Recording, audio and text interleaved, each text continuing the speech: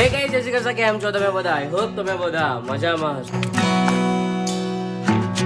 અને અત્યારે વાગી રહ્યા છે 1 અને હું કંઈક 12 વાગ્યાની આસપાસ ઉઠ્યો. ઉઠીને મેં બ્રશ કર્યું, નહીં ધોઈ લીધું અને ઉઠીને તરત જ મેં નહીં લીધું છે. અને અત્યારે મમ્મીએ બનાવ્યા છે મોરયો.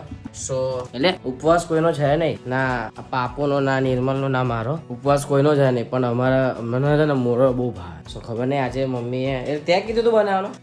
અચ્છા, એટલે ભાઈએ કીધું તું બનાવી નાખ્યું, સમજ્યા? એટલે મોરયો બનાવ્યો છે એટલે હવે ખાઈ લઈએ. અને નહીં ધોઈ લીધું છે એટલે ચા પીવાની આપણી ઈચ્છા થતી નથી, બરોબર? એટલે હવે ખાઈએ. મોરયો ઠંડો થાય ને ત્યારે ખાવાની મજા આવે. સો ગેસ બસ અમે આટલો જ મોરયો લીધો છે, આટલો જ ઓછો છે. અને એ થોડું આ ખાશે અને બહુ બધું હું ખાઈશ. ચીટિંગ કરતા હે તું. સો ગાઈસ ખાઈ લઈએ અને મળીએ. મોરયો બહુ ભાવે છે અને મને છે ને ખબર નહીં યાર, નાક પર છે ને અજીબ ફીલ થાય છે. હા, મને શ્વાસ લેવામાં પ્રોબ્લેમ થાય છે યાર. સો અત્યારે આવડે છે ને મારા ગરમ પાણી કરીને પીવાનું છે, તો એ આપણે પીએ. આપણે નહીં એટલે હું પીશ, તમે કેમ ન પીશ? તમારે પીવું હોય તો ઘરે તમે પીજો. હું ના નહીં કહેતો, એવું તમને એવું કંઈક એવું કહેતો નહીં કે ભાઈ તમે ના કરો તમે. સારું ગરમ પાણી પીવું જોઈએ અને હું પીશ. આપણે ગરમ પાણી કરીએ આજે ને ડીગરો એ ગરમ પાણી તરત મૂકી આખું પી જઈશ. भाई साहब कुछ ज्यादा नहीं हो गया, मतलब कुछ भी. શું કહે છે, મોરયો છે ને બહુ ગરમ છે, એટલે મોરયો ગરમ છે એટલે ખાતા ફાવતું નહીં. અને એને ઠંડો હોય ને તો એનો જે ટેસ્ટ છે ને એ 10 ગુણા વધી જાય, એને ખાવાની મજા આવે. એટલા માટે અમે લોકો શું કરે, જો ઠંડુ કરવા માટે હા એ મૂકીએ છે. इसको यहाँ पे रख देंगे. આટલું નાનો ફ્રીજ જ છે, यहाँ पे भी ઉપર. સો હવે ઠંડુ થાય પછી ખાઈએ અને થઈ જશે. અને ફ્રીજ તો બંધ છે પણ જો કે થઈ જશે. અરે અચાનક લાઈટ બંધ થઈ ગઈ. તો ગઈકાલે એક કમેન્ટ આવી હતી જેમાં એવું લખ્યું હતું ભાઈ હેપી અને મેક્સ નું નામ તમે કેમનું પાડ્યું, તમને કેમનો આઈડિયા આવ્યો હેપી અને મેક્સ નું આ નામ રાખીએ એમ. તો પછી એ ગઈકાલે હું વ્લોગમાં કહેવાનું ભૂલી ગયો, પણ આજે કહું છું કે જે મેક્સ છે એ મેક્સ ના મારા પપ્પા લાયા હતા. એ નાનું બચ્ચું હતું ત્યારે એનું નામ પાડ્યું હતું. મતલબ મેં ઘણું બધું વિચાર્યું, મેં તો કેટલું નામ વિચાર્યું હતું. મેં ડેક્સી રાખવાનું વિચાર્યું હતું, પછી ઘણું બધું વિચાર્યું હતું. એમાંથી મારી એક ફ્રેન્ડ છે, મારા ફ્રેન્ડને મેં પૂછ્યું હતું, તો પછી એને એવું કીધું હતું કે તું મેક્સ રાખ, મેક્સ બહુ સારું રહેશે. તો પછી મને આ નામ ગમી ગયું, તો પછી મેં મેક્સ નામ રાખ્યું. અને હેપી, તો હેપી નું તો હેપી નામે ફર્સ્ટ ઓનર નથી, એના જે અમે સેકન્ડ ઓનર છે, બટ એનું જે ફર્સ્ટ ઓનર હતું એમને જ નામ રાખ્યું હતું હેપી. ઓકે ગાઈસ, તો આઈ હોપ તમને જવાબ મળી ગયો હશે. આના કંઈક લાજ શરમ છે જો. ये सब क्या देखना पड़ रहा है, अच्छा है मैं अंधा हूँ. હે અહીંયા બધા પુરુષ એકલા નહીં રહેતા. હાલો હેપી હેપી એને કઈ શરમ જ નહીં અહીંયા ભાઈ, આવી રીતે નહીં રહેવાનું હો હેપી ભાઈ. તો ગાઈસ અભી હમ લાયે હે મેગી. ત્યારે આપણે મેગી બનાવીશું કેમ કે ભૂખ લાગી છે મને અને ટંટા લાલ ને, એટલા માટે. અને પેલો મેગી મસાલો લેવા ગયો છે કેમ કે મેગી અધૂરી છે, મેગી મસાલા વગર, અને અમે અધૂરા છે મેગી વગર. તો ચલો. હા અરે વો યાર એ મેગી તો બહુ બોગસ છે, મારી મમ્મી લાવી છે એ મેગી બરોબર નહીં. સો ગાઈસ એ મારી મમ્મી છે ને કઈક બીજી મેગી લાવી છે, એ બોગસ મેગી છે. સો ગાઈસ સૌ પ્રથમ આપણે છે ને તપેલી લઈશું. अच्छा અને એની અંદર પાણી નાખીશું. ठीक है. અને આપણે આટલી મોટી તપેલી લઈશું. આપણે પેલા આને સાફ કરી નાખીએ કેમ કે યુ નો સૌનો સાથ સૌનો વિકાસ, સોચ રહેગા ये ભારત. બાલાજી વાળાના તા જઈને फिर मिला सही है, फेंक है ये भी फेंक है. मैं गारंटी है. સો ગાઈસ અહીંયા છે ને અમારે ત્યાં એકદમ બોગસ દુકાનો છે અને એની અંદર છે ને બધા મેગી મસાલો, એટલે એ રહેવા દે ને, ફેક મેગી મસાલો રાખ્યા છે ને. તમે જો એકદમ કચરો બધો એકદમ સુગીન કહી દો, અવાજ આવશે યાર, બંધ કરી દે. ગાઈસ ના ચખાડના જોઈ લે શું કીધું તો જો. તો એ તો સારું છે, મેં બે ના લીધા. જવા દે, એના કરતા પેલી સિમ્પલ હતી એ જ બરોબર. જાને દો.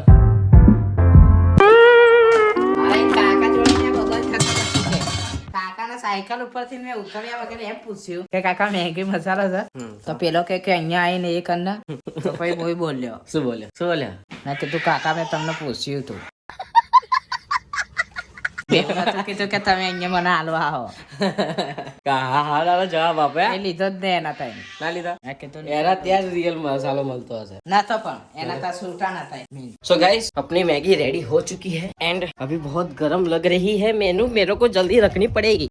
સો ગાઈસ હાલ આયા આપણે કઈ અઠવાડિયું નહીં થતું અને તૂટી ગયું જો. કઈ મહેનત બી નથી કરી ગાઈસ.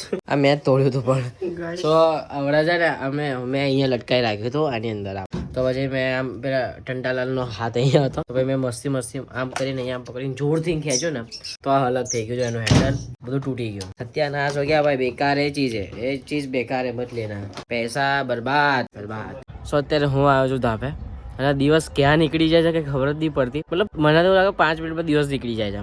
મતલબ બપોરે ઉઠ્યો 1 વાગે ઉઠીને નાહ્યો ધોયો પછી વ્લોગ સ્ટાર્ટ કર્યો અને અત્યારે સાંજ થઈ ગઈ 6-7 વાગવા આવ્યા 6:45 થવા. મતલબ લિટરલી દિવસ ક્યાં નીકળે છે કઈ ખબર જ નહીં પડતી. એનીવેઝ ગાઈસ અત્યારે હું ઉપર આવ્યો છું અને બસ હવે નીચે જઈને વ્લોગની એડિટિંગ કરીશ કેમ કે તો ગાઈસ અત્યારે હું છે ને કેટલા ટાઈમથી મતલબ બહુ લેટ ઉઠું છું. મતલબ બહુ જ લેટ ઉઠું છું. 1 વાગે ઉઠી જાઉં છું. 1 પછી 12:30 વાગતા અને એ નહીં મજા આવતી કેમ કે પછી મૂડ નહીં આવતું.